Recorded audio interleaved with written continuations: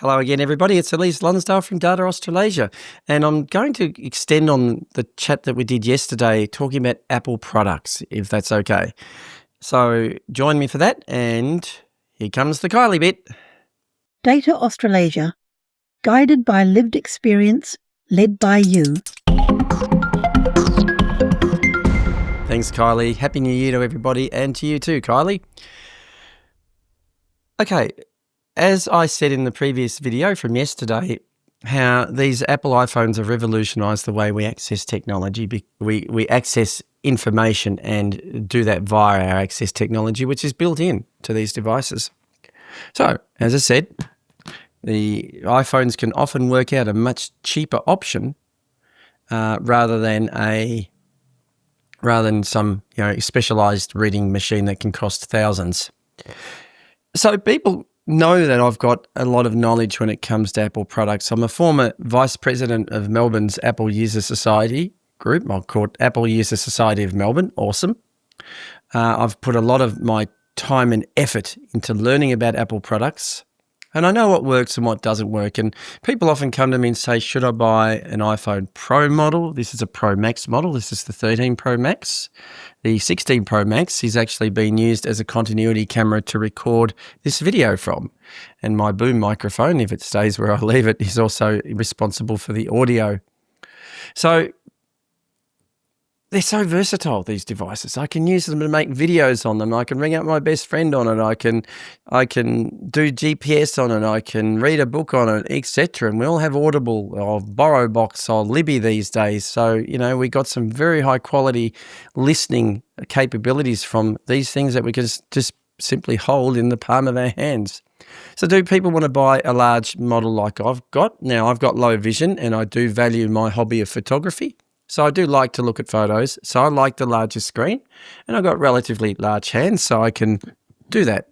But people who may not have large hands, I've got piano fingers, so, I've got very good dexterity. I can manage a large device, and many of my friends can, both male and female.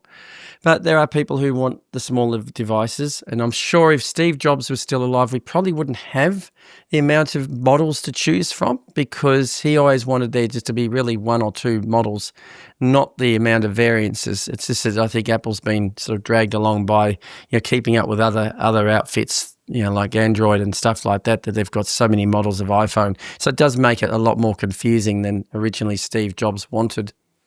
But that's what we've got in the modern day era, so that's what we live with. So do people buy the SE or the base model?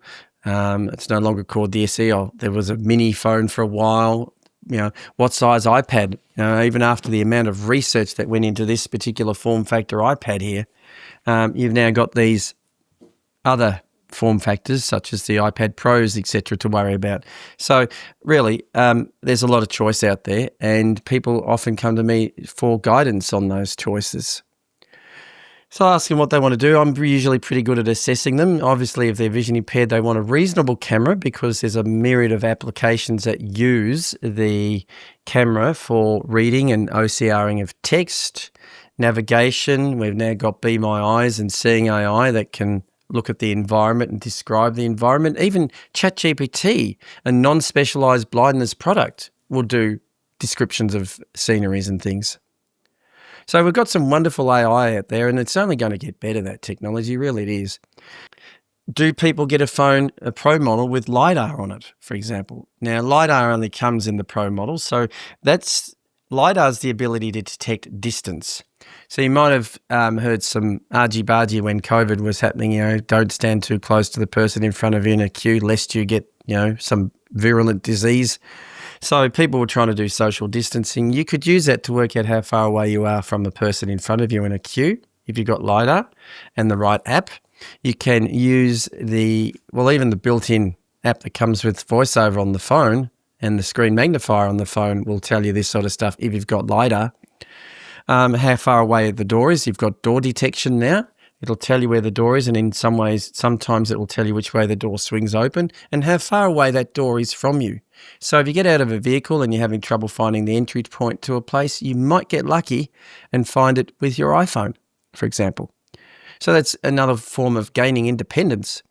So do you want the LiDAR or not? Is it worth paying that $600 or $700 or $800 more for the Pro model over the non-Pro model just to get the LiDAR? I had that discussion with a friend of mine in Canberra very, very recently. She opted to get the more expensive phone, and she knew she could take it back within a certain period of time, but opted to keep the phone because she was a little unsure at first.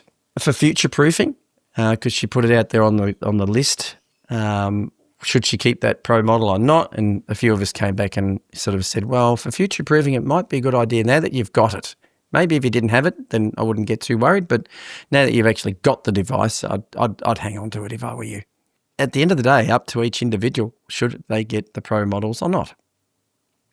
So we guide a lot of people on that all the time, either through the lists, the WhatsApp groups, or people coming and calling up, phoning up my business or ringing me up, or even through a text session. You'll often get, well, I think I might need to upgrade next year. What do you think I should get? Or I had, not so long ago, a client, when the iPhone 15 was new, she was upgrading from an iPhone 6. Now, that is a quantum leap. My goodness gracious me, was that a quantum leap? That was the new one at the time in 2023. So she had a lot more to get used to. And I simply said, look, we can't support the older iPhone 6 because it only goes up to about iOS 13. And I can't support iOS 13 anymore. I've had enough time supporting the current model, the current operating systems. But anything that's too old, we just can't keep knowing about all these things. So, the control center changes. You've now got the ability to do widgets. You've got the ability to customize the control center. It looks a little bit different from the way it looked so many years ago. So that's why people ask me for my opinion as well. So the Apple products are quite diverse, very diverse. Lots of choice now, which could be to the consumer's benefit. Makes our technical lives rather interesting. But again, that's what Apple products have done for us. And I think we should stick with them. And the more that can be funded, the better.